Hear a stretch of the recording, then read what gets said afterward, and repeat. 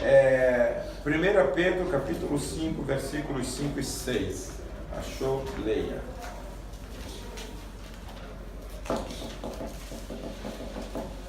Pensei que Carla não tivesse vindo, não tinha visto Carla aí agora. Rogo igualmente esse? É esse. Rogo igualmente aos jovens, sede submissos aos que são mais velhos. Outros sim, no trato de uns com os outros. Cingi-vos todos de humildade, porque Deus resiste aos soberbos. Contudo, aos humildes concede a sua graça.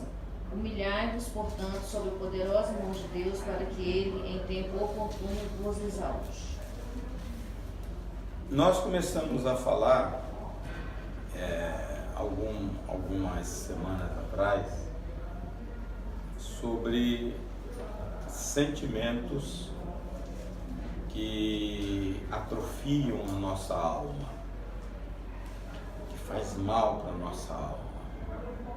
E orgulho é um desse tipo. E a gente começar a olhar a Bíblia desde o Velho Testamento até o Novo, todo ele está recheado sobre esse problema crucial, que domina as vidas. Há dois tipos de orgulho que o ser humano geralmente desenvolve.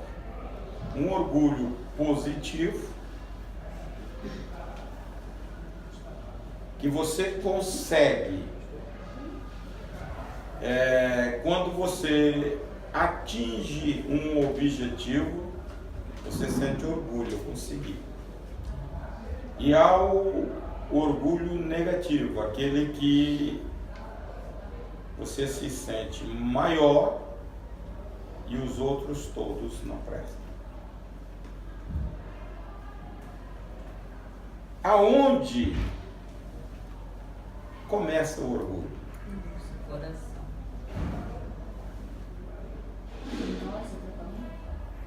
Não, a origem. Não é? Foi Satanás. Lúcifer. Quem me dá o texto e Ezequiel 28, esse eu sei. Hein? Ezequiel 28. 28:15, né? Não, ali é iniquidade. Nós falamos na semana passada. Isaías 14, 12 a 14. Leia aí.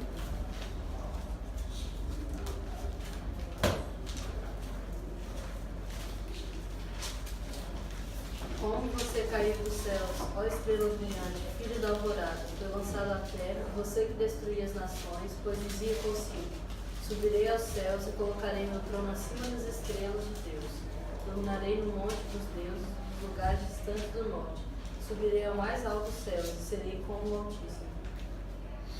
Então, o coração de Lúcifer se exalta e ele quer ser até mais do que Deus. C.S. Lewis diz que foi pelo orgulho que o demônio se tornou demônio. O orgulho conduz a todos os outros pecados. É o mais completo estado de alma ante Deus. Porque você se acha, esse é o orgulho negativo, você se acha o tal.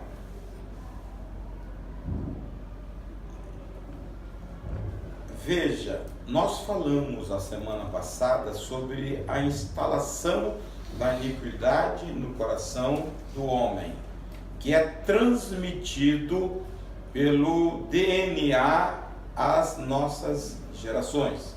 Então ninguém escapa da iniquidade, todos nós a temos, só livramos através do sangue de Cristo. O orgulho também. A primeira investida de Lúcifer, da serpente, foi dizendo para o primeiro casal: você tomará conhecimento de de todas as coisas, bem e mal, e você não vai morrer. E este desejo entra no coração do primeiro casal. Logo, todos nós, tal como a iniquidade, nós herdamos esse orgulho. Vem entranhado na nossa natureza. Mas, quando você vai para a Bíblia, você vê a condenação de Deus sobre o orgulho. E você pode se livrar, porque Deus nos deu a capacidade dele para você se livrar. Tudo depende se você gosta ou não. Tem gente que gosta de cultivar. Tem pessoas que, olha, é uma coisa difícil de tirar. Se a pessoa não cair em si, é difícil. Tem gente que te acompanha, meu Deus, tem hora que fala, meu Deus, quando que a pessoa vai dar por conta, mas não dá. O orgulho é terrível. Então, nós precisamos entender, tá, que isto está na nossa natureza. Você vê nas crianças, já tem isso. A criança não compartilha nada com ninguém, porque ela acha que é mais do que o outro. Tudo tem que ser dela. Então, essa é uma raiz. Tá? E nós precisamos tirar isso, porque a Bíblia diz, olha, o que diz aqui? Deus resiste aos soberbos, contudo aos humildes ele concede a sua graça. E lá embaixo ele diz, para que a humildade, Deus exalta. Capítulo 16 de Provérbios, se não me engano, versículo 17, 18, que fala, o orgulho precede a queda. 16. Capítulo 16. Acho que 17. 18. A soberba precede a ruína e a altivez do espírito a queda. A queda. Tá? Então ele está dizendo que a altivez, o orgulho, precede a queda. E eu vou falar uma experiência que eu sempre tenho ao longo da caminhada. Eu nunca vi dentro da igreja um soberbo permanecer em pé. Mais cedo ou mais tarde vai esborrachar. E quando cai o negócio é feio. Tá? Porque a Bíblia está dizendo que Deus resiste ao soberbo. É anti-Deus. Qual foi o sentido do Lúcifer? Eu serei semelhante ao Altíssimo e colocarei o meu trono acima. Tá? Então essas coisas nós temos que combater. A Bíblia mostra algum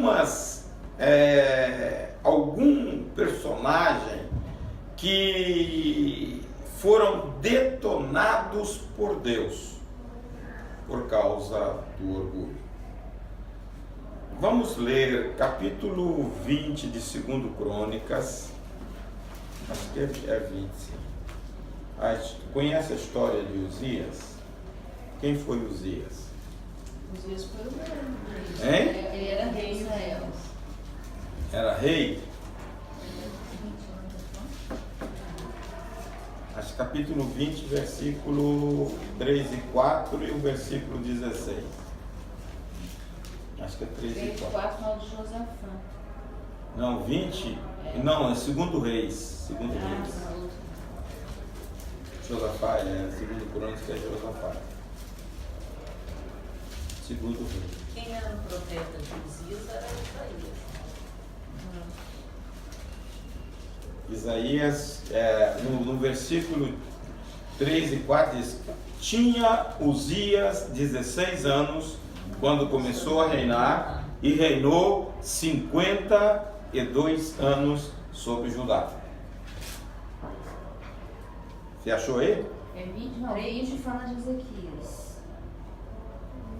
É 26 então, né? Não, de 2 Reis 26.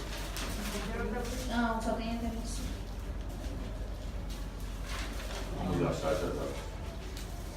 Ou 16. Não é 16 não. O rei Uzias. E esse texto começa assim: tinha Uzias 16 anos quando começou a reinar, e reinou 52 anos sobre Judá. Segundo Reis 15 aqui na referência. Acho que eu vou pegar aqui, segundo Crônicas 16 também acho que fala dele. E ele foi um rei, possivelmente depois de Davi, tenha sido o rei melhor. É 15, 2, segundo Reis 15. Segundo Crônicas 26. Hein? 15 e 2. 15, 2, 15:2. Tinha 16 anos quando começou a reinar, e 52 anos reinou em Jerusalém, e era o nome de sua mãe Jeconias de Jerusalém, e fez o que era reto aos olhos do Senhor, conforme tudo o que fizera Amazias seu pai. Seu pai, isso aí. É segundo Crônicas 26. É segundo Crônica 26. Tá? Agora, no capítulo 26, versículo 16, diz o seguinte: mas havendo-se já fortificado, exaltou-se o seu coração para a sua própria ruína, e cometeu transgressão contra o Senhor seu Deus, porque entrou no templo do Senhor para queimar incenso no altar do incenso. A história diz, ele reina até 740 anos antes de Cristo, quando começa o ministério do profeta Isaías. Capítulo 6 de Isaías diz: no ano em que morreu o rei Uzias, ele morre 740 anos antes de Cristo. Ele tinha um exército poderoso, quase 400.000 pessoas do exército. Ele era tão habilidoso que ele desenvolve armamento e manda executar. Então, Judá se torna uma potência econômica. Ele desenvolve agricultura, e ele traz aqueduto, ele traz água para dentro de Jerusalém e faz armamento. Então era um rei muito astucioso, e isso encheu o coração dele, que ele achou-se no direito de entrar no templo e oferecer sacrifícios como se fora sacerdote. O que aconteceu com Uzias? A Bíblia diz que o sacerdote quis se opor a ele: não faça isso, rei. E ele não deu. Isso é o sintoma do orgulho. Ele não deu bola, não deu ouvido, e entrou. E a Bíblia diz que a hora que entra, a lepra aparece no rosto dele. E aí ele vai para o isolamento. Era uma ordem em Israel: toda pessoa leprosa tinha que viver afastado da sociedade. E o filho dele, quem era o filho dele? Jotão, sabia. Você está lendo aí, né? Bom. Mas era Jotão. Jotão se torna príncipe regente até a morte do pai, para depois sucedê-lo. Então, Deus tem uma maneira de tratar com as pessoas orgulhosas. Nós devemos ter muito cuidado contra isso. Outra pessoa que foi tremendamente castigada por Deus por causa do orgulho, está no capítulo 4 de Daniel, Nabucodonosor. Quem sabe a história de Nabucodonosor? Hein? Ele ficou como animal, né? Ficou passando. Ele tem um sonho no capítulo 4, 7 anos. Ele tem um sonho no capítulo 4 e ninguém consegue interpretar o sonho. Chama Daniel. A hora que o rei conta o sonho, fala: olha, eu estava dormindo no meu sono, e vi uma árvore frondosa muito grande, que subia até os céus. E era muito verde e muitos frutos. E depois eu ouvi uma voz que dizia: mete a cepa na árvore, mas deixa o tronco dela. Quando Daniel ouve para dar a interpretação, a Bíblia diz que ele se estremece com o sonho. E o rei diz: olha, não importa estremecer, dá a interpretação. E aí ele começa a dizer: olha, a árvore frondosa é você. Deus te deu todos os reinos do mundo. E você conquistou. Mas se você não se humilhar, Deus vai tirar você daqui e vai levar para o pasto. Você vai ser molhado como um animal. E a Bíblia diz o seguinte: decorrido 12 meses. Está ele passeando o jardim suspenso da Babilônia, né? Está ele passeando no jardim suspenso.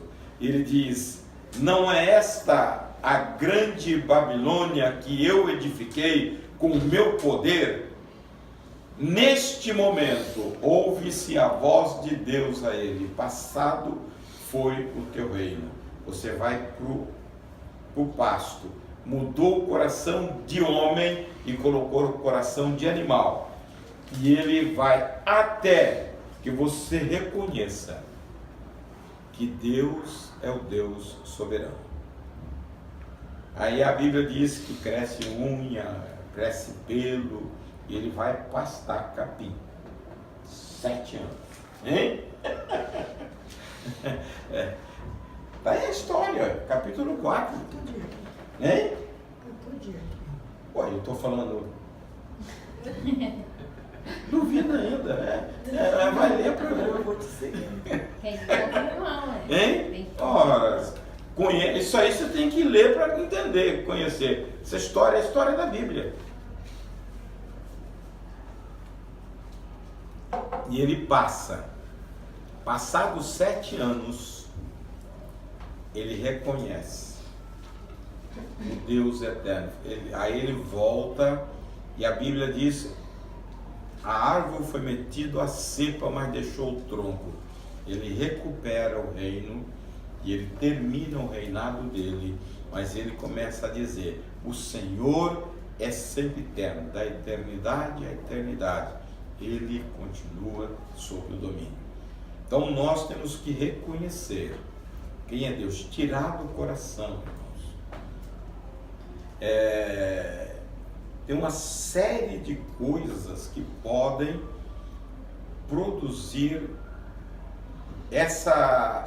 Esse 37 aqui, irmão.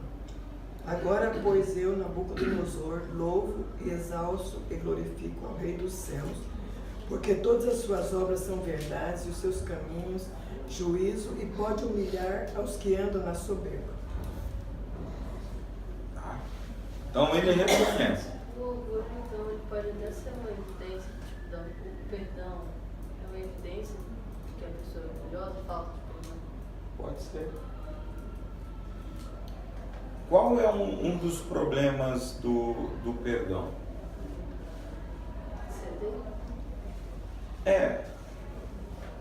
Na realidade, a pessoa ofendida, ela quer que a outra pessoa reconheça a ofensa e se retrate.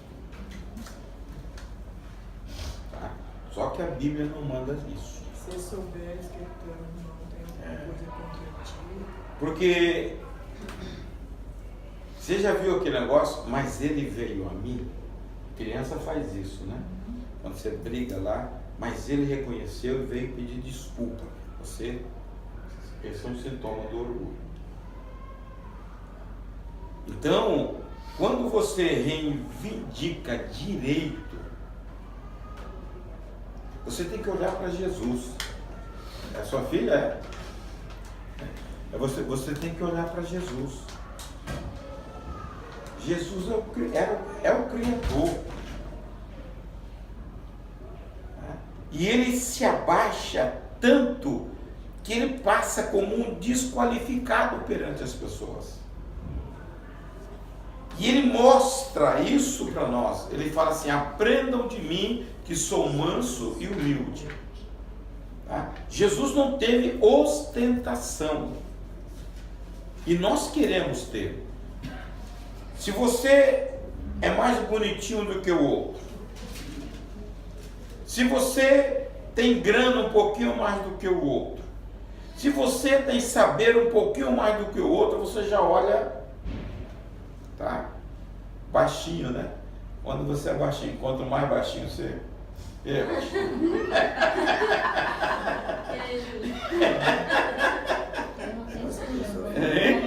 Se a pessoa for muito fraca, É só olhar pra cima mesmo. Já olha para baixo, ô baixinho, porque ele encontrou um mais, menos do que ele. Então essas coisas sobem o coração. Como tirar isto para viver uma vida como Jesus viveu? limpando o coração. Mas se isso já vem de lá, do Éden, Parece uma competitividade muito natural. é natural para as pessoas. Né? Tá? É natural para as pessoas. Já vem do Éden isto. O grande problema que o crente precisa ter é conhecer a Bíblia. A Bíblia diz que Deus abate. Então nós temos que ter cuidado. Se Deus abate, se você ensoberbecer, você sabe que você vai cair ali. O Salmo 131, o Salmo de Davi, mostra em Davi um coração totalmente humilde. Ele diz: Senhor, não é soberbo o meu coração. Senhor, o meu coração não se elevou, nem os meus olhos se levantaram. Não me exercito em grandes assuntos, nem em coisas muito elevadas para mim. Continua, são 3 versículos apenas. De certo fiz calar e sossegar a minha alma, qual criança desmamada para com a sua mãe. Tal é a minha alma para contigo. Espere Israel no Senhor desde agora. Então ele está dizendo: não me ocupo com grandes coisas, eu não me preocupo com o destaque. Veja, o ser humano, ele anda ávido por reconhecimento. Ele quer ter reconhecimento. Eu fico olhando muitas vezes nos periódicos evangélicos ou mesmo nos livros evangélicos, o cara coloca uma relação de título que não tem sentido. Isso é orgulho, irmãos. Quem está querendo saber o que o cara é? Teólogo, mestrado em teologia, em divindade pela universidade, e vai embora. Tá? Por quê? Porque o cara precisa de reconhecimento. Ele não sabe que a virtude do crente é ser servo. Não essas coisas, mas isso está em nós. E se não tomar cuidado ali, a gente vê pastores esborrachando, tá? Via de regra, sobe, daqui a pouco ele cai, igualzinho Nabucodonosor, por essas coisas. Desfrutar da humildade de Deus. Então nós temos que ter. Eu conversei com uma menina esses dias que ela não está na igreja. Eu falei, mas por que você parou de ir para a igreja?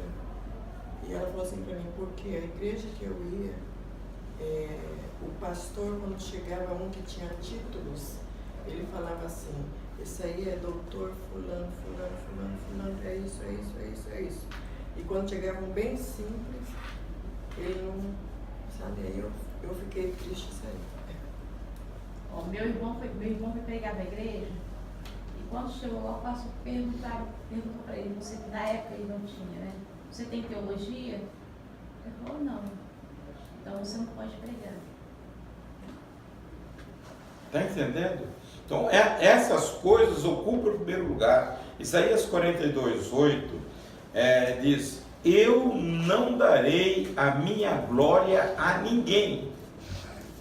Então, Deus tem que ser o primeiro na nossa vida.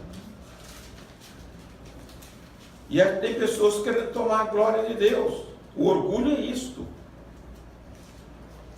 Por isso que Lúcifer caiu. Ele quis ser maior do que Deus. E Deus disse: eu vou te jogar por terra.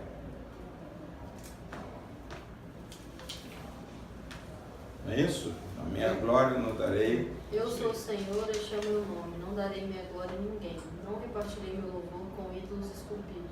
Então ele não dá. Pessoas que querem ser grandes diante de Deus, ele derruba. E a gente precisa. Outra coisa que a Bíblia mostra, que a soberba sempre vai ser punida. Salmo 18, 1. Leiam aí. Não, 18 e 27. 18, 27.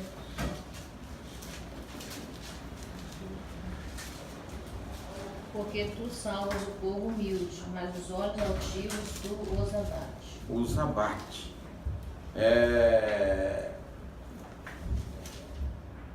Quem sabe onde fica o livro de Sofonias? Sofonias, Entre Gênesis e Apocalipse. À sua esquerda tem um rapaz que sabe tudo aí. Malaquias, Zacarias, Ageu, Sofonias. Então, de trás para frente, vocês... Esse, Hein? de trás para frente, esse Malaquias, Zacarias, Ageu e Sofonias. Nossa, de trás para frente é mais difícil, né? Você tem que chegar em Mateus. 2 e 10. eu sei que está pelo fim do Velho Testamento. É no finalzinho. É. Aí, 2 e 10. Achou. Isso terão em recompensa da sua soberba, porque escarneceram e se engrandeceram contra o povo do Senhor dos Exércitos. Deus vai punir. Tá? Agora,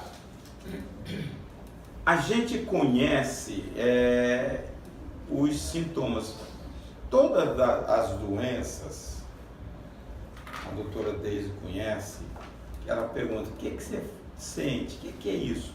Porque são sintomas que identificam algum tipo de enfermidade. Mas, peraí, pastor, agora eu fiquei com uma dúvida. O senhor falou aqui na palavra, né? Leu aqui, que toda a arrogância, a soberba, o orgulho vai ser punido. Mas vai ser punido aqui na terra ou no céu? Ou Aqui. depois que Não, aqui. aqui? Essa pessoa vai ser abatida aqui? Não, porque eu vejo tantas pessoas arrogantes, chegam a andar assim, igual um galo e tudo. E a gente está vendo, prosperando, e vai. E nunca acontece nada mais. Vai pisando, vai matando, vai... Mas Você as fica pessoas olhando que não assim, conhecem o nunca- Evangelho. Não, conhece o Evangelho. Não. Tô falando de Veja, crente. Tô falando de há alguma coisa que são princípios, tá? Deus não faz acepção de pessoas e Deus não tolera a arrogância de ninguém.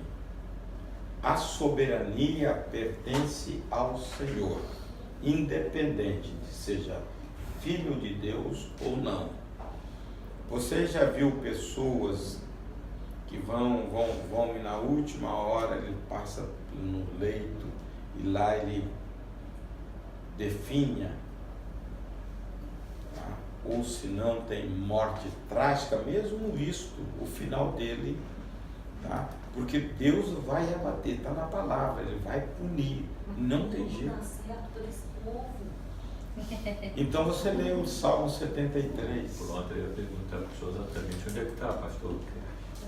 São Me pesados. recomenda que não esteja despreocupado aí.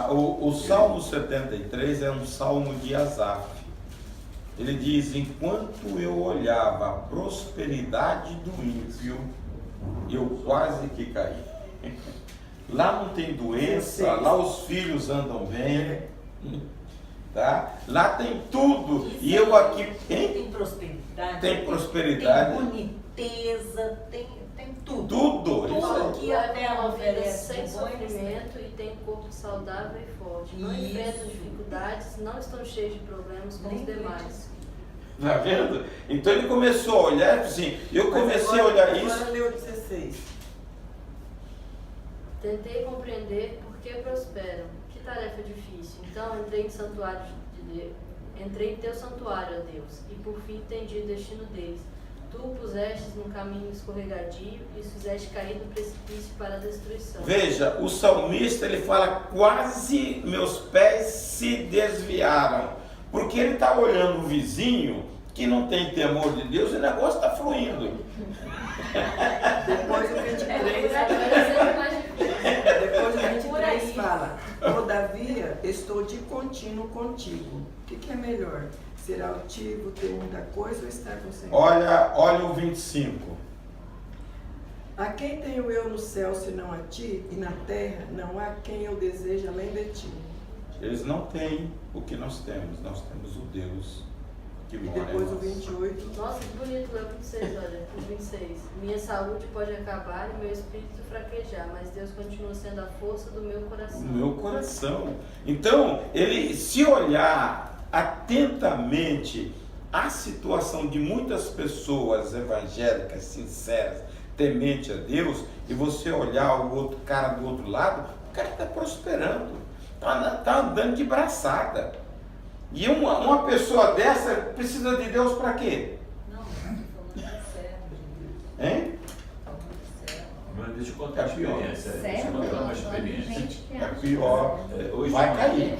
Hoje de manhã eu fui comprar o pão na padaria e quando eu saí estava um senhor catando lixo lá nas lixeiras, né? E aí eu fui. Quando eu voltei, para surpresa minha, eu vi aquele homem pedalando a bicicleta, cheio de sacola do lado e cantando o hino ao Senhor, alegre da vida, cantando o hino ao Senhor. E ele estava catando lixo. Eu quis falar com ele, mas ele estava tão empolgado, tão alegre, cantando o hino, virou assim a esquina e foi embora. Eu perguntei para mim mesmo: será, Senhor, se eu tivesse que catar lixo, eu estaria cantando desse jeito? Né? Então, enquanto um aqui observa as coisas do grande, se ele estivesse observando as coisas de nós que estamos morando lá, talvez ele não estivesse cantando naquela hora, ele estivesse até chorando de amargura. É e quem que é mais feliz? Ele que tem Jesus ou o outro? O outro que não tem lá e que está morando no palacete. Acho que é isso. Mas, veja bem, nem que seja momentaneamente, as pessoas se sentem amparadas pelo que têm. A riqueza, tá? Ela traz um certo conforto e nos afasta de Deus. E aí você se torna orgulhoso. Eu não preciso de Deus para quê? Eu tenho uma casa confortável, eu tenho uma casa de praia, eu tenho viagem para a Europa 2 vezes por ano. Preciso de Deus para quê? Está entendendo? E agora tem pessoas que têm tudo isso e são humildes na casa do Senhor. É um trabalhar de Deus profundo no coração. Para a gente sentir o maior tesouro que o crente tem, chama-se Jesus. É por isso que o salmista disse: olha, agora eu entendi o fim deles. Tudo aqui vai passar. A nossa vida transcende a nossa existência aqui. Ela vai. Então eu preciso viver uma vida no padrão da Bíblia aqui, para que eu agrade o coração de Deus. Pobre ou rico? Pobre ou rico. Então, esse entendimento, o que é que Deus quer para nós? Uma vida de humildade. Tá? Deus não quer uma... Aí você entra na mordomia. Deus não te dá para você esbanjar. Deus te dá para você administrar. E para você administrar, você tem que administrar bem, não esbanjando. Quando você olha Jesus e a multiplicação dos pães, primeiramente ele fala para os discípulos: dai-lhe vós de comer. E os discípulos falam: onde nós vamos? Nem 200 denários daria para satisfazer toda essa multidão. E Jesus tem a notícia, tem aí um garoto que tem 5 pães e 2 peixes. E aí vem um lógico. Nacional. Nacional. O que é isso para tanta gente? Tá? E Jesus fala, assente. Jesus distribui aqueles em 12 cestos, tinham 12 apóstolos. E eles dão e sobra 12 cestos cheios. Jesus fala, recolhei a sobra. Deus não quer esbanjamento. Quando você vê a vida de Jesus, ele nos ensina alguns detalhes da vida. Deus não quer que você jogue fora, você guarde. Aí eu vou falar sobre os homens, as pessoas que são desleixadas. Dentro de casa deixam uma camisa aqui, uma calça ali, um sapato lá. Quando Jesus ressuscitou e as mulheres foram ao sepulcro, como elas encontraram o lençol? Dobradinho na cabeceira.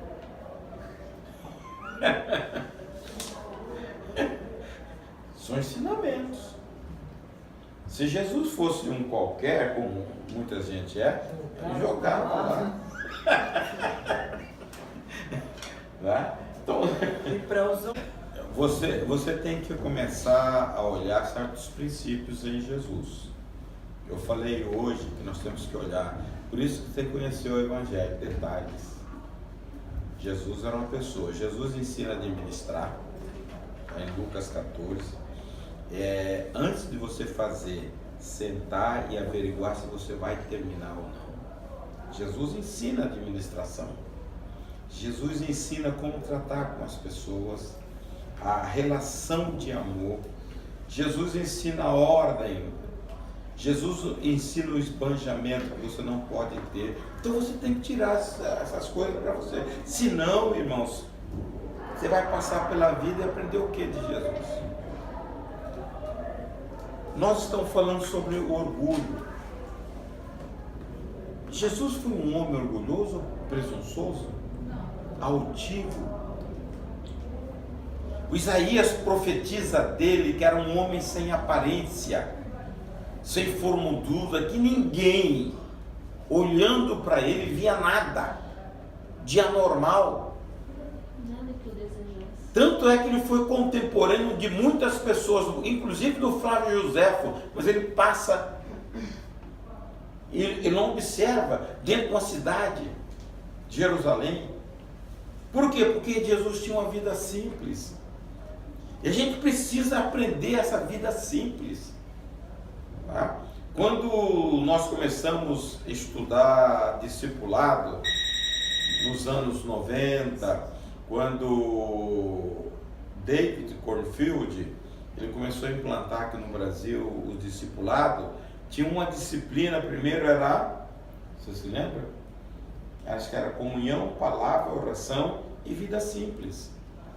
Porque ele tirava esse padrão de Jesus. Jesus foi um homem de oração. Jesus foi um homem de palavra.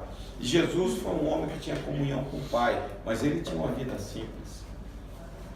Para cultivar isto, tá? O salmista, Senhor, eu não me preocupo com coisas grandes demais, mas com as coisas simples. E eu quero estar como uma criança desmamada no colo da sua mãe, e eu quero estar assim nos teus braços. Isso é vida simples, Salmo 131, que nós lemos. Então, você será acolhido como uma criança em Jesus. Desenvolver esse tipo de humildade. E a gente vê o seguinte, o ser humano, quando ele é investido em qualquer área, lá fora ou dentro da igreja, de uma atitude de autoridade, ele pode extrapolar. A mulher é muito fácil nisso, hein? Eu trabalhei com muitas lideranças. Não gostando de funcionário. Porque o poder, tá? Porque tem muita coisa na nossa vida que se aprende com a caminhada. Se você delega uma mulher, olha, até ela dá muita cabeçada. Poder na igreja também. Então você precisa olhar para Jesus o tempo todo. Se você não aprender com Jesus, você vai se tomar conta do cargo e da carteirada. Não é isso que o militar faz? Ô praça, você me respeita porque eu te mando prender. O que não sabe esse pouco se só, né?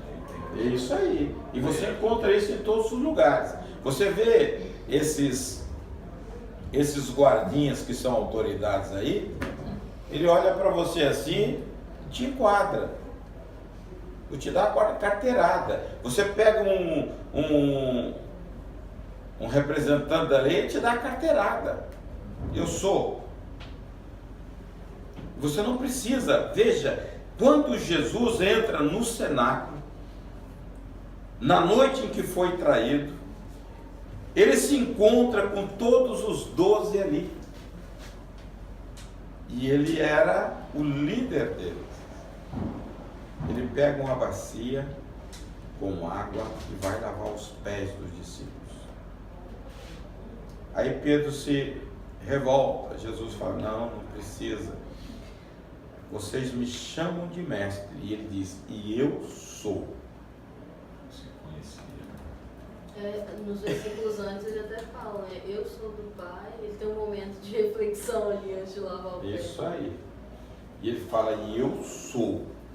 Ele sabia que ele é a autoridade, mas nem por isso eu deixo de lavar. Vocês não estão entendendo agora, mas lá na frente vocês vão entender. Quando você pega Pedro falando sobre submissão, é uma aula que ele dá, porque ele aprendeu lá no cenáculo. Que Jesus falou, Pedro, se você não deixar lavar os teus pés, você não tem parte comigo. Lá na epístola ele falou assim, ó, vocês, que vantagem tem vocês sofrerem fazendo bem? Melhor é quando você sofre, não fazendo mal, você sofre quando faz o bem. Você está fazendo o bem, está sendo punido por isso, mas o vosso Pai está olhando. Não se revoltar contra as atitudes da sociedade, submeter a elas, porque nós temos um Pai juiz, vingador. Aí, parando para pensar essas coisas, olha, te dá sei lá, de pensar como que é o Evangelho realmente e como que muitas vezes se vive o Evangelho. Porque nós não sabemos conviver. Veja, nós pertencemos a um reino que tem princípios, está aqui. E pertencemos também a uma sociedade que tem filosofia, que é contrário a isso aqui. E nós trazemos a filosofia para nós e não trazemos o princípio do reino, que é a humildade. Então isso distorce. Veja, se uma igreja nós conseguimos implantar os princípios do reino na vida do crente, ela vai ou não vai impactar a sociedade?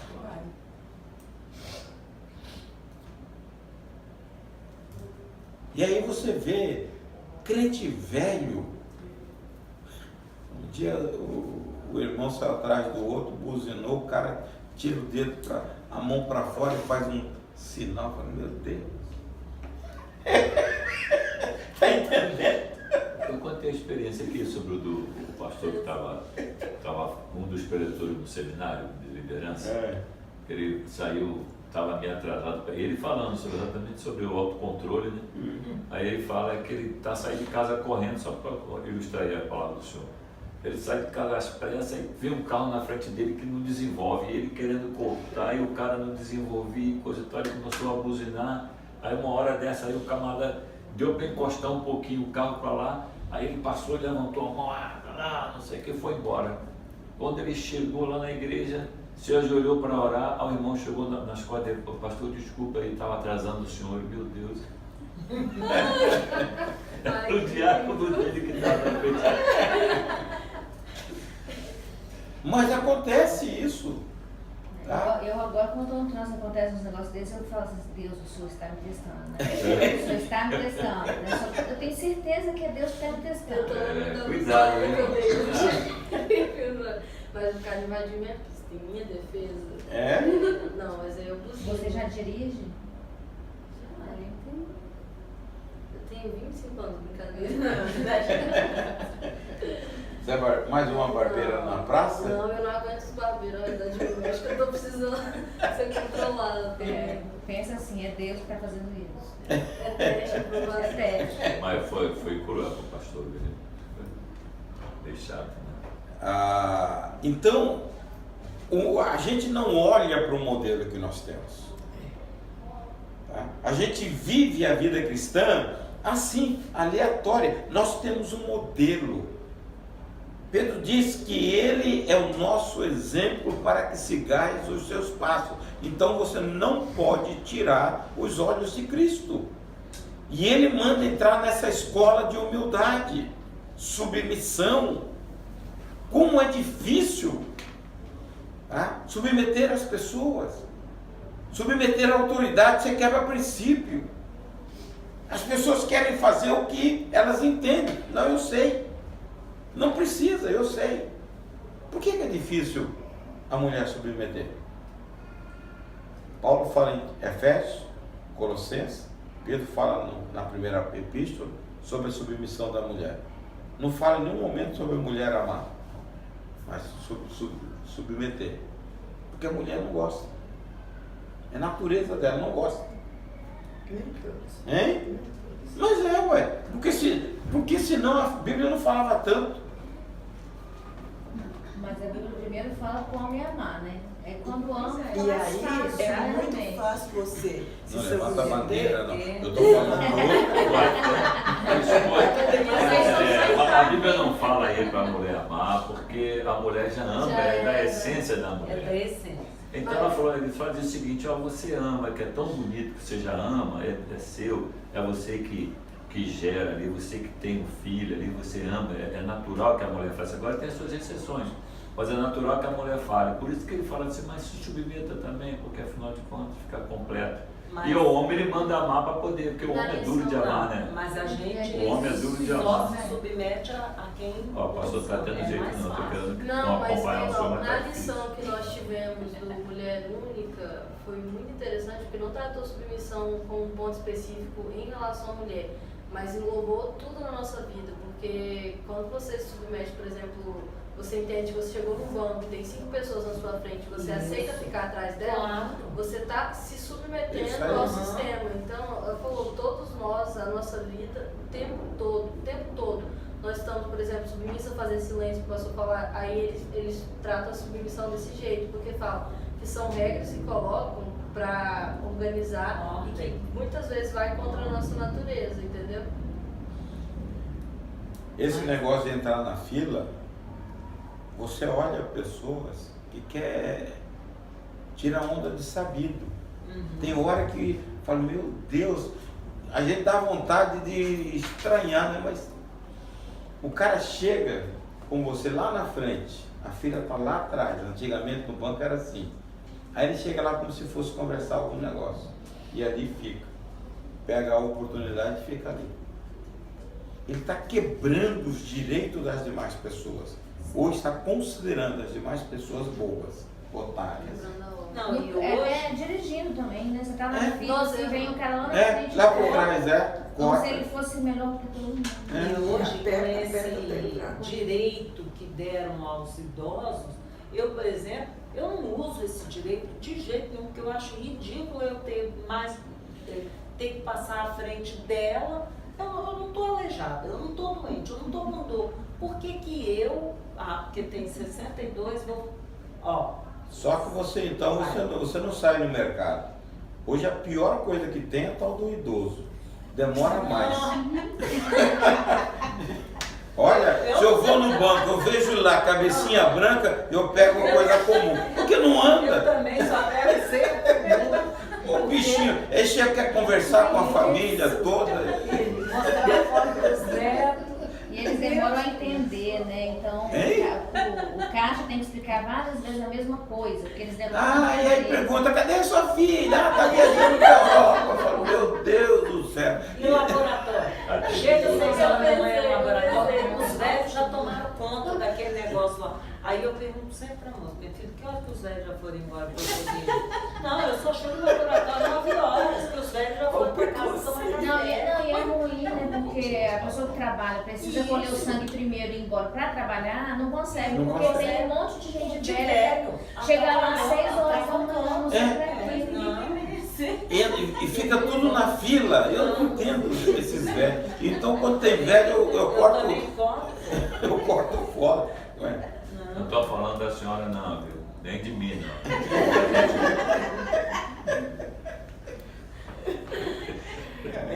Vocês E ficam assim, a lista quietos, tá nós estamos lá bem na beiradinha do caminho para ficar Eu leve. vou botar até muito pela frente, não vou entrar na idade Ah. de todos. A da E idade ali assim, é que tão é gente, Gente, eu acho que a gente Então, não consegue ficar em campo, cara, né? Tem, né? Tem mais Eu- gente, mas vai sair na cabeça. Eu não sei, mas eu falo com Deus. Eu ando bastante ainda. Eu marquei no celular, sexta-feira eu andei 8 quilômetros e tanto, andando mesmo. Pego o ônibus, volto. A mulher não tem dó de mim, então eu vou de ônibus. Eu ando de ônibus. Mas eu não quero ficar me arrastando, não. Falo pra Deus, eu não quero. Hein? Não quero ficar me arrastando, não. Estou com 71, eu vejo gente, vai chegar a 80 aí, serelepe lá, tudo durinho, também quero chegar assim. 87, aquele irmão aqui, né, da nossa igreja ali, Diácono. 87, mas ele tá meio. Sim, tá mas ele hoje está andando, ele tem de 100 anos. Benedito. Mas aquele homem anda Eu não pela quero. força de vontade dele. O senhor já viu a perna dele? Eu sei que ele tem uma deficiência. Gente, né? a perna dele não entra na perna da calça. Ele arrasta aquela perna. Ele vem por misericórdia. Misericórdia, mas Ele é fiel. eu não quero não. E Deus é Deus que atende as orações. Hein? Esse idoso aí precisa da preferencial. Então. Esse precisa agora. Tem que começar a orar logo. Eu tenho que começar. De 12 a partir dos 80, então quando chegar lá, Tem que começar, tem que começar. Pastor, eu tô falando pra Deise que minha vizinha tem 89. Ela anda melhor do que nós. É? E ela anda mesmo. É porque ela Lúcida. Se você faz exercício, você chega na velhice. Cuidou do esposo então- dela que ficou enfermo, ficou muito doente, cuidou dele. Ela é muito forte. Tá, mas eu acho, veja bem, eu tenho convicção e fé que Deus me leva. amém. Até o dia da coisa assim, lúcido, tá? Os meus avós sempre pediram isso e Deus ouviu, né? Tá? E outra coisa, lúcido para entender a Bíblia. 2019 é uma época boa para você fazer propósito. Eu falei hoje pela manhã. Quantos livros, pelo menos, você quer estudar, quer ler esse ano? O crente, quem desenvolve qualquer tipo de ministério, ou mesmo queira crescer, eu sempre li livros, mesmo antes de estar no ministério, muito. Quando eu me casei, Elia já sabe, eu tinha muitos livros, tenho até hoje. não tinha dinheiro para comprar livros, ele comprava fascículos, né? Fascículos. Eu li a Era o nome, história. era o nome. Eu li a história dos hebreus em fascículos. Ninguém aqui lembra, só talvez você. Quando eu- O Cruzeiro. Em 1960, o Cruzeiro, ele saía um suplemento da história dos hebreus de Flávio José. Então toda semana vinha o cruzeiro e eu comprava para tirar o fascículo. E tinha um camarada que estudava comigo da Igreja Batista, chamava Pedro Arbo, acho que era isso, e a gente lia em conjunto, tá? 1960. Quando eu fui em Israel, essa história toda veio na cabeça, que o cara contava lá, ele contou muitas das histórias de Flávio Josefo. Então, aquilo eu sabia. Olha, longe, hein? Eu tenho hora que eu fico pensando, por que vocês leem a Bíblia e não guardam nada? Não sei, amor, eu já te perguntei por que você Porque comeu você a lê, pequena. Não. você lê e guarda. Hein? Guardei onde eu botei o carro, guardei. Vocês sabem quem foi Flávio Josefo? Vocês sabem quem foi? O Flávio Josefo foi um historiador que viveu na mesma época De Jesus, é. De Jesus. Então ele, Flávio Josefo, aí ele tem vários livros, tem esse livro História dos Onde Judeus. acharam as coisas dele? Na internet você consegue de graça. Não, Não, onde onde? acharam? Como? Os escritos deles Não, você tem livros aí na... Quer saber aonde É achar? tipo os originais, os Sim. originais de Jesus, onde acharam os escritos Hein? originais. Não, eles foram Os escritos reproduzidos. originais dele, porque eles seriam na época de Jesus. Foi muito. Ele conta, porque Jesus morre Propósito de cedo. Deus também. E ele vai além. Ele começa a estudar, ele começa a contar a história dos hebreus desde a origem com Adão. E ali ele começa, uma das coisas que eu aprendi bastante com ele foi a indumentária dos sacerdotes. Ele fala efode, não sei o que, mitra. Eu não sabia aquilo. No Flávio Josefo que ele detalha. É mais ou menos o que o padre usa. Aquelas roupas era a roupa do sacerdote. Então ele detalha como que é cada roupa. E ele vai, ele que narra a destruição de Jerusalém nos anos 70, que ele participa dela. Tá? Então ele mostra o cerco que o general Tito faz a Jerusalém nos anos 70. Ele conta os episódios que as mulheres guardavam os filhos, que cada dia uma tinha que matar o filho para eles comerem. Eles ficam 3 anos sitiados, até que não aguenta. E aí nós passamos lá, ele entra pela porta Antônia, lá naquele extremo que nós entramos, lembra? Ele entra em Jerusalém e destrói Jerusalém por aquela segurança, porque eles ficaram circunscritos à esplanada. Então, o Flávio Josefo, você tem um outro livro, Eusébio... Esse é o cerco de Massada, né? Eusébio de Cesareia, ele conta os 100 anos, de 100 a 400 anos da história da igreja. Então, muitos episódios de chamar o Tiago de joelho de camelo, você está no Eusébio de Cesareia. Era um cara que orava muito, o irmão de Jesus, ele orava muito. Então era chamado, porque o joelho dele tinha uma crosta de todo tamanho, tanto ele andar ajoelhado. Então você vê a história de João, que foi jogado no tacho de água fervendo, está na Eusébio de Cesareia, história da igreja. Então é bom vocês lerem esses livros, porque vocês conhecem. Há um período na história da igreja, não sei se você já estudou lá no seu curso teológico, o período obscuro. Chegou? Não. Obscurantismo. Eu já li alguns livros sobre isso. Que vai dos anos 400, logo após de Cláudio assumir, até a Idade Média. Tá? Sem voz, não teve o período interbíblico, são quase 400 anos. Deus levanta nesse período alguma voz avivalista. Então você tem que conhecer um pouco da história, para você dar valor à época da Reforma, 1587. Tá? 31 de outubro de 1587, quando José faz a posição. Então, nós precisamos, então 2019 está aí, qual é a proposta para ler a Bíblia? O que você vai trazer de novidade para você agregar ao seu conhecimento? Porque isso te facilita. Quem é Deus para você? Você só encontra a revelação de Deus na Bíblia. Você só vai encontrar a grandeza de Deus na Bíblia. O porte de Jesus, de humildade desse homem que é o nosso modelo na Bíblia, nos Evangelhos. Então nós precisamos conhecer a palavra de Deus. Tá? Não é meramente carregar a Bíblia. Você fazer um período, todos nós deveríamos ter pelo menos de 15 em 15 dias um tempo de estudo. Sentar. Para você estudar um capítulo da Bíblia, você vai demorar umas 3, 4 horas. Não é para desanimar vocês, não.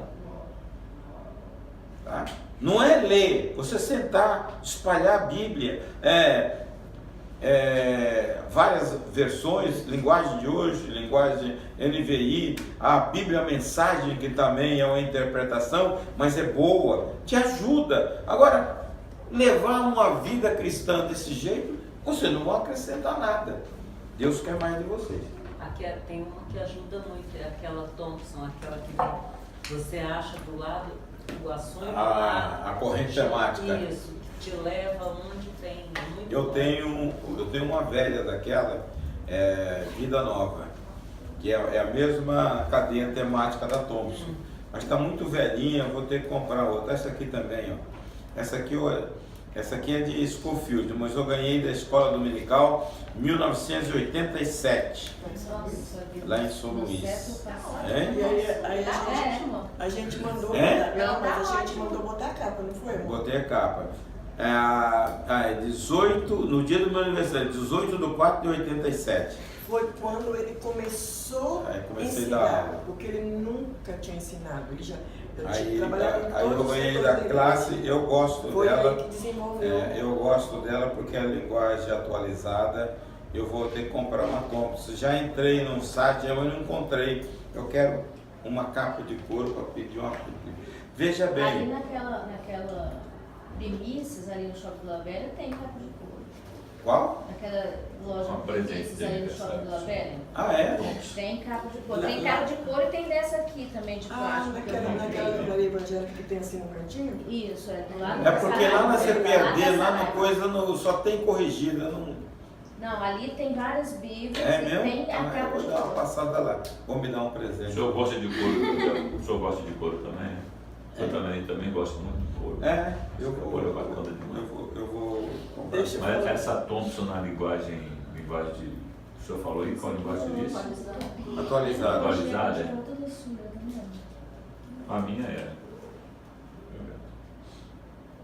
Eu estou pensando aqui, Pode dar essa minha de presente para o senhor, porque já está atualizada. se eu tivesse começado a estudar, a gente deixa vocês que são novos, se eu tivesse começado a estudar pelo menos a metade do que Egos estuda, hoje em dia eu ia ter facilidade para falar, eu ia ter Problema. mas é que eu não estudei. Você Não, mas pode é- começar.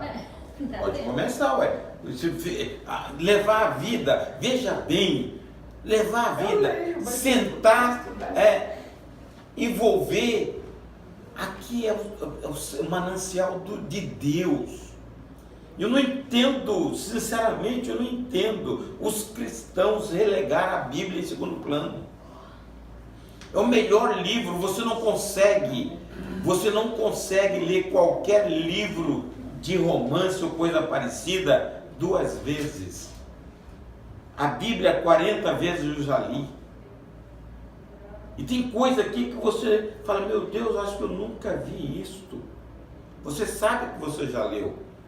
Mas ela ressalta, cada vez que você lê, o negócio brota na vida, porque ela é viva. A palavra de Deus, ela é viva a cada manhã.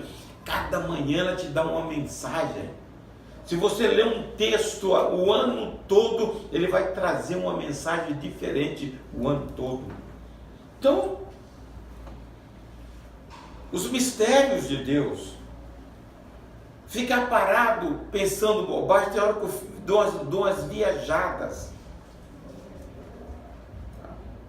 Por que Deus criou Lúcifer sabendo que ele ia enganar seu enganador? Nós falamos sobre isso. sobre a onisciência de Deus, presciência de Deus. Deus sabe tudo. Nada para Deus é surpresa. Não é surpresa. E por que ele criou Lúcifer?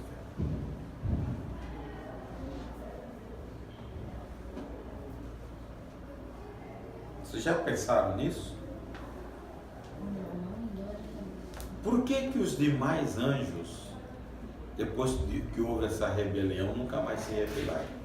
Por que não surgiu um outro para querer tomar o posto de Deus? Só foi naquele momento.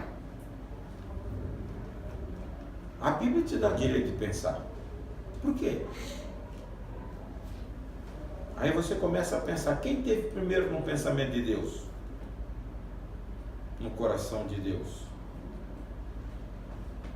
Hein, Deus? Pastor, quem teve primeiro no pensamento de Deus só pode ter sido Deus, porque antes dele nem existiu nenhum. Então, mas a Bíblia diz... Você está falando de que razão? De homem? Não. De um, eu acho que é homem. Hein? Homem que Eu tenha acho que pensado... A Bíblia diz que nós fomos eleitos antes da criação do universo. Deus, Ele vê o homem, Ele elege o homem, Ele sabe das pessoas que o aceitarão antes. Depois deste pensar, depois desta eleição, vem aquele primeiro versículo da Bíblia. No princípio criou Deus os céus e a terra. Deus não pensou na criação do universo, Ele pensou no homem. Logo, a criação foi uma extensão do primeiro pensamento, que foi o homem. E aí você começa a desenvolver, pelo menos umas viajadas, tá? Isso está tudo na Bíblia. Eu acho que ele criou Lúcifer sabendo que Lúcifer ia pecar, ia querer o lugar dele, mas pelo homem ele sabia também que ia ter gente imprestável como nós que gostaríamos de estar com ele por amor. Mas aí eu faço uma outra pergunta. Por que tem mais gente indo para o inferno que para o céu? Que é mais fácil. Cada discípulo ouviu o mestre Eu acho e que jamais contestar o mestre, muito mais publicamente. Eu tenho uma forma de pensar assim, que contra a questão da eleição, inclusive, domingo passado eu falei com o pastor do professor.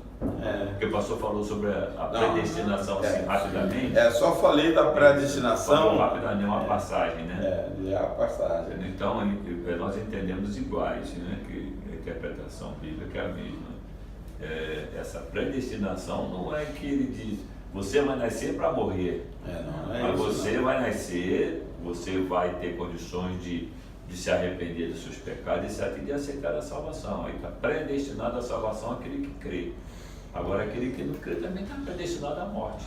Aí eu Mas volto. aí é o livre-arbítrio que Deus obedece, né, no homem. Aí eu volto no tema de hoje, né? Que é o orgulho. Eu acho que muita gente não se achega a Deus. A Deus é isso aí. De orgulho. Porque de não se quer, né? achar Melhor do que os outros. Então, o orgulho é um impedimento para a salvação, muito grande. Tá? Você pega uma pessoa que tem posses, que tem status, é PhD, ele não depende de Deus. Embora o dia que ele aceitar Jesus, ele vai sentir a completude nele. Tem muitas pessoas que têm tudo isto, mas são vazias. Não tem um sentido completo. Paulo diz que Jesus é nossa suficiência. Ele abastece a nossa alma. Ele gera em nós contentamento e prazer.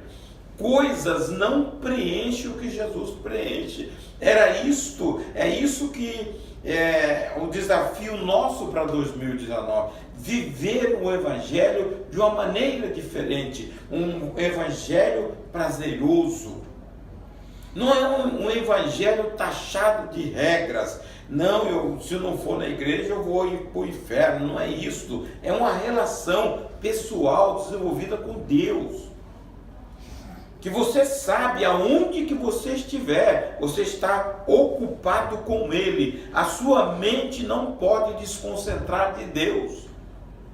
E nós somos levados a muitas distrações. Satanás é sagaz nesse coisa. Ele cria novidade toda hora. Então você tem que se firmar em Deus através da palavra e da oração, de um relacionamento. Eu falei, crente que não sabe quem é Deus, os atributos dele, sente solitário. Crente que conhece Deus não vive só. O salmista dizia: se eu subir lá, você está. Se eu descer lá no profundo, você está. Deus está com você, em qualquer lugar, em qualquer circunstância. Então, essa coisa te preenche o coração.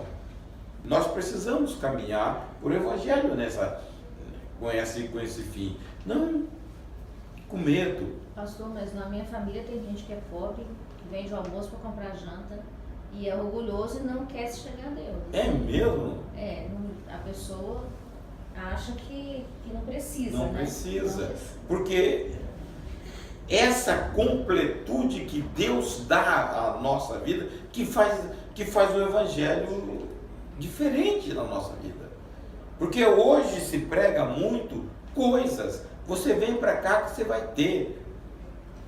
Tá? Ninguém garante o céu. Só quem garante o céu para nós é Jesus. Aonde eu estiver, vocês vão estar também. Isso é segurança. Tá? Aqui nós vivemos numa situação de insegurança por causa do pecado. Nós falamos isso na semana passada. O pecado fez um estrago na vida do homem. Esse problema de orgulho, que você vê cada dia acentuando mais no meio dos filhos de Deus. Tem hora que eu fico abismado, meu Deus, as pessoas não entendem nada do Evangelho. Evangelho é caminhar submisso. Lá no capítulo 2, versículo 3 de Filipenses: não levante partidarismo entre vocês, mas cada um considere o irmão superior a si mesmo. É fácil fazer isso numa natureza adâmica que nós temos? Não é, mas é o Evangelho, é o caminho que o Evangelho manda. Nada passais por contenda ou por partidarismo, vanglória, mas por humildade, cada um considere os outros superior a si mesmo. Ajudar, dar a mão. Esse é o Evangelho. Não atende cada um para o que é propriamente seu, mas cada qual também para o que é dos outros. De sorte que haja em vós o mesmo sentimento que houve em Cristo Jesus. Veja, então o Evangelho aponta para isso, não com isolamento. A igreja está se isolando, tá? Porque cada um é a visão do sistema, egoísmo, hedonismo. Eu tenho que ser primeiro, o prazer meu é o meu. Não, o Evangelho é serviço. Quando você vem para Jesus, você vai servir uns aos outros. Capítulo 20 de Mateus, quando a mãe de Tiago e João leva lá querendo a posição, Jesus fala: lá fora os governadores dominam sobre vocês, mas aqui não, aqui é diferente. Quem quiser ser o primeiro, que seja o primeiro. Quem quiser ser o maior, que seja o primeiro a servir. Então, isso é Evangelho. Se nós estivéssemos com esse sentido do Evangelho, servindo as pessoas, nós teríamos uma comunidade impactante. Mas nós deixamos muitas vezes ser influenciados pela filosofia do mundo. Nós temos que nos revestir de Deus, da presença de Deus, para ter uma vida de humildade, para ter uma vida profunda em Deus. Porque se você não for revestido de Deus e estiver na oração e na palavra, você nunca vai considerar o outro pensa diferente de mim. Que serve para nada. Eu vou estar com ele porque ele não pensa igual eu. Isso nós estamos vivendo. Então não pode ser. Isso E aí aí. acontece alguma coisa, aconteceu comigo, aí o irmão falou assim, olha, eu nunca vou fazer isso. Né? Procurar a pessoa, se, por exemplo, se eu ofendi o irmão, eu ofendi. Eu posso pedir perdão para o irmão, mas o irmão também pode ligar para mim, né? Que a Bíblia manda isso. Eu vou lá, se eu sou ferido, mas eu pedi perdão. O irmão falou assim, eu nunca vou fazer isso. Isso é orgulho. Nunca. Mas ele faz o trabalho. Tá? E aí, a gente fica pensando que nós podemos iludir o Senhor, que olha o coração com orgulho, querendo fazer para tomar glória, para ser reconhecido. O trabalho para Deus é a abnegação. Paulo fala isso em Tessalonicenses capítulo 1, versículo 2. Ele diz, a operosidade da vossa fé e a abnegação do vosso amor e a esperança em vós. Então ele dá umas qualidades que o crente de Tessalônica tinha. Eles trabalhavam porque tinham fé na palavra, uma fé atuante. Fé sem obras é morta. Está lá em Tiago. E ele fala abnegação, você faz por amor sem esperar recompensa. Isso é doação. Você faz por engrandecimento do reino. Acho que é 1 e 2, né? 1 e 2. 1 Tessalonicenses. Sempre demos graças. Sempre agradecemos a Deus por todos vós, mencionando-vos em nossas orações. É 3. É o versículo 3, leia aí. Recordando-nos constantemente na presença do nosso Deus e Pai, do vosso trabalho que resulta da fé operosa. Operosa, fé que trabalha. Do amor fraternal, abnegado. Abnegado, que você abre mão. E da perseverança que vem de uma convicta esperança. Esperança. Em nosso Senhor Jesus. Então ele está dizendo, são 3 virtudes aí que a igreja de Tessalônica tinha. Uma fé que opera. Paulo diz, vocês foram salvos, tá? A salvação não é pelas obras, vocês foram salvos, chamados por Deus. Logo, vocês têm que produzir, trabalhar. Quando nós cruzamos os braços, nós estamos mostrando para Deus que a gente não quer nada. Ele diz, meu pai trabalha e eu também trabalho. Então vocês têm que trabalhar também. Nós precisamos, irmãos, voltar para nós. Faça um propósito de 2019, que você orar mais, consagrar mais, renovar o seu espírito mais. Se o avivamento não chegar de uma plenitude na comunidade, mas você tem a renovação espiritual, tá? Volta. Eu não consigo entender crente batizado com o Espírito Santo que não fala em línguas. Não precisa falar na igreja para atrapalhar, mas na oração lá você pode falar. Buscar a presença de Deus, consagrar mais ao Senhor, para ter experiência do sobrenatural. Nós precisamos, irmão, dentro da nossa igreja, buscar os dons espirituais. Isso nem passa na ideia de muitos crentes. Para que isso? Dons espirituais para você ministrar a vida do irmão. Não é para você, é para você ministrar a vida do irmão.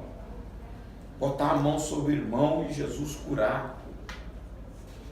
Trazer o segredo do coração das pessoas, mostrando, Deus fala isso, só que você sabe. Balança ou não balança uma pessoa? Você pensou à noite, você tem algum problema, só você sabe, você ora e chora, e Deus traz a revelação todinha. Você ora de manhã e Deus confirma tudo. Olha, você fez isso. Olha, isso não é glorioso? Tudo que você orou de manhã, você tem a resposta de Deus do outro lado. Você fala, nós servimos um Deus vivo. Aquilo que você ora, Deus ouve. Aconteceu comigo uns dias desses aí. O que eu orei de manhã, veio um camarada aqui, falou, ó, tudo. Falou, que Deus maravilhoso. Tudo que você fala, Ele responde. Então você ora e Deus responde. E aí a gente cresce espiritualmente. O quê? Responde sim, né? Eu vim pro culto, foi o dia que a gente pregou. Eu só pensei e falei, só uma palavra. Chegou aqui, a pregação foi toda para mim. O Senhor falou tudo. Então, Só na pregação. então nós temos que fazer esse tipo de prova. E além, porque nós temos um Deus que responde, um Deus que está interessado no nosso bem-estar espiritual. Não é, irmãos, deitar na praia, tomar aquela água de coco. Isso faz bem, né? Mas é ter presença de Deus. Tá? É isso que nós Sem temos. contar que quando você está orando, está em comunhão com o Senhor, Deus te fala também os seus erros, aonde você precisa mudar, aonde que você precisa melhorar, e te dá mais capacidade para vencer as lutas de cada dia.